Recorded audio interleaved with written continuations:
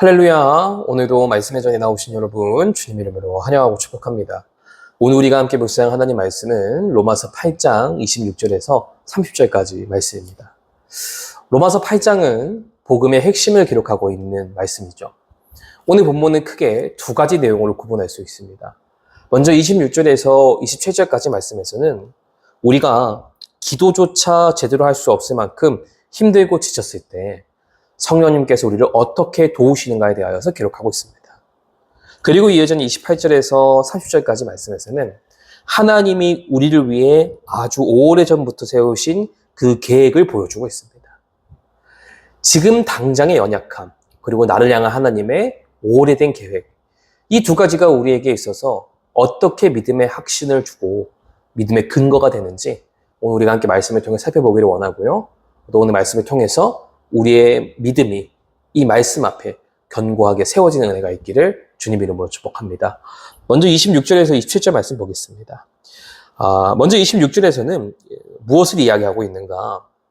지금까지 우리를 도와주셨던 하나님이 이제는 성령님을 통해서 우리를 도와주실 것을 말씀하고 계십니다. 근데 우리를 어떻게 도와주시는가? 우리가 지치고 연약해지고 아무것도 할 수 없을 만큼 힘이 붙일 때 성령님께서 우리에게 오셔서 우리의 그 지친 마음과 지친 체력을 채워주실 것을 약속하고 계시다라는 것이에요. 그리고 여기서 또 중요한 것이 무엇이냐면 바로 우리가 무엇을 어떻게 기도해야 될지 모를 때 성령님께서 우리를 대신하여 기도해 주신다라고 기록하고 있다는 겁니다. 성령님의 기도는 결코 헛되지 않는다라는 것을 우리는 기억해야 됩니다. 성령님은 하나님의 뜻을 정확히 아시고 그 뜻대로 우리를 위해 기도하시기 때문에 성령님의 기도는 결코 하나님의 뜻을 빗나갈 일이 없다는 것이죠. 그리고 우리는 여기서 성령님이 우리의 기도를 도우시고 우리를 위해 기도해 주신다는 이 말씀 앞에서 한 가지 묵상할 것이 또 있죠. 그것이 무엇인가? 내가 기도를 잘해야 한다라는 부담을 내려놓을 수 있어야 된다는 거예요. 우리는 은연중에 내가 기도를 잘 해야 된다. 수려한 문장과 화려한 내용들을 통하여서 나의 기도가 정말로 모든 사람들에게 인정받는 기도가 되어야 한다는 나만의 기준을 세우고 있는 것은 아닌가 생각이 들기도 합니다. 그래서 우리는 내가 그렇게 기도하지 못할 때, 그 기준에 합당치 못하게 기도하게 됐을 때 스스로를 정죄하고 스스로를 비난할 때가 있죠. 그런데 오늘 본문에서는 우리의 생각과는 전혀 반대되는 내용을 기록하고 있습니다. 기도를 잘 못하는 것은 우리를 탓할 이유가 아니라 오히려 성령님께 나의 모든 기도를 맡겨드리고 그로 인하여 우리는 평안과 쉼을 얻을 수 있는 이유가 된다라는 것을 이야기하고 있다는 거예요. 내가 하려고 애쓰는 것이 아니라 그분께 맡겨드릴 때 자유함을 누릴 수 있어야 된다는 겁니다. 혹여나 기도에 대한 여전한 부담과 마음의 짐이 있으신 분들이 계시다면 우리를 도우시고 또 우리를 위해 기도해 주시는 그 성령님께 모든 것을 맡겨드리고 자유함 안에서 기도하고 기뻐하고 그것을 누리며 나아가는 우리가 될 수 있기를 간절히 소망합니다. 28절 말씀 보겠습니다. 28절 말씀에 보면은 우리가 너무나 잘 알고 있는 말씀이 기록되어 있죠. 하나님을 사랑하는 자, 곧 그 뜻대로 부르심을 입은 자들에게 모든 것이 합력하여 선을 이루느니라 라고 기록하고 있습니다. 여기서 우리가 기억해야 될 것이 있습니다. 이 말씀은 단순히 우리에게 너가 하는 모든 일이 잘 될 거야 라는 메시지를 전하고 있는 것이 아니라는 거예요. 막연한 위로가 아니라는 겁니다. 여기서 말씀하고 있는 하나님의 약속은 무엇이냐면 바로 하나님을 사랑하고 그분께 부르심 받은 사람들에게 주어지는 확실한 사랑의 약속이다라는 것을 우리가 기억해야 돼요. 그리고 이 약속이 왜 확실한지 그 이유가 29절에서 30절에 기록되어 있죠. 여기서는 하나님이 우리를 구원하시는 과정을 순서대로 쭉 보여주고 있습니다.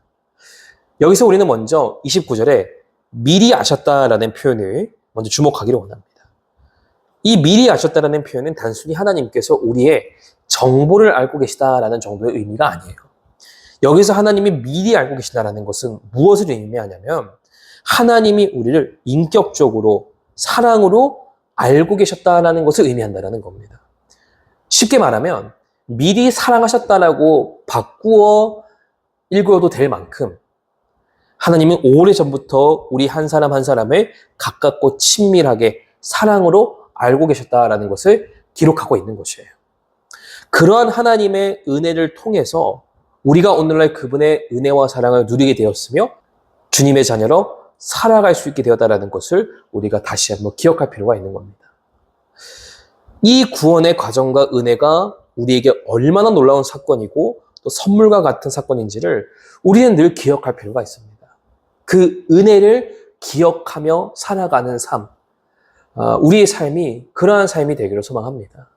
은혜로 산다라는 것은 내가 받은 은혜를 기억하며 살아간다라는 것을 기억하면서 나를 향해 오래전부터 계획되었던 그분의 놀라우신 사랑하심을 늘 기억하면서 그 은혜에 기뻐하고 그 은혜를 의지하며 모든 삶의 순간을 이겨내고 기쁨 안에 살아가는 우리가 되기를 주님 이름으로 축복합니다.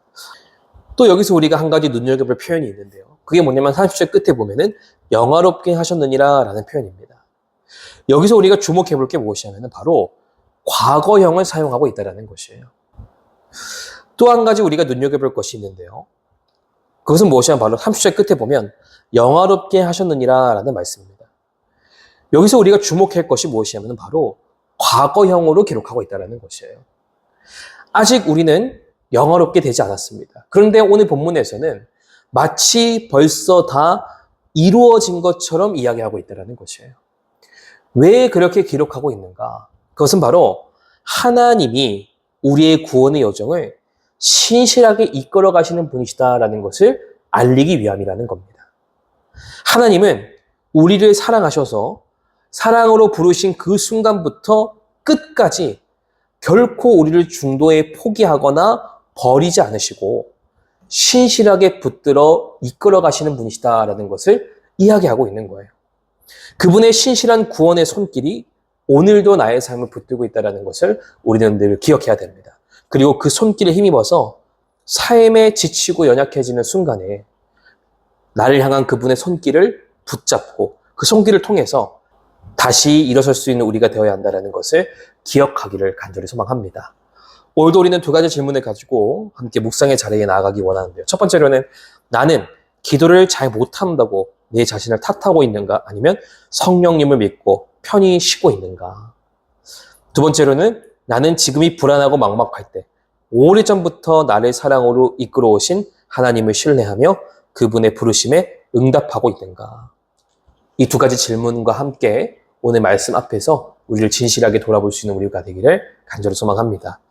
하나님은 우리가 약할 때 성령님으로 도와주시고 처음부터 끝까지 우리를 신실하게 이끌어주시는 신실하신 사랑의 주님이심을 늘 기억할 수 있는 우리가 되기를 간절히 소망합니다. 오늘도 주님의 그 신실하신 손길 안에서 담대하게 오늘의 한 걸음을 내디어 나아갈 수 있는 우리 모두가 될 수 있기를 주님 이름으로 축복합니다.